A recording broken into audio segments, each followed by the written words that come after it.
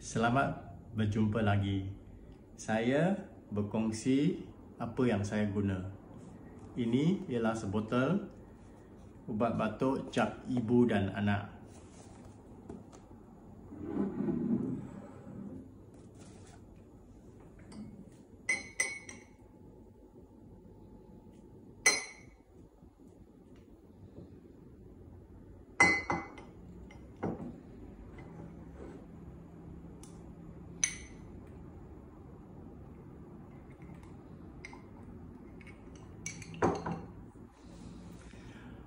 Melegakan sakit tekak dan batuk,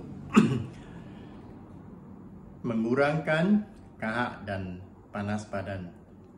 Terima kasih.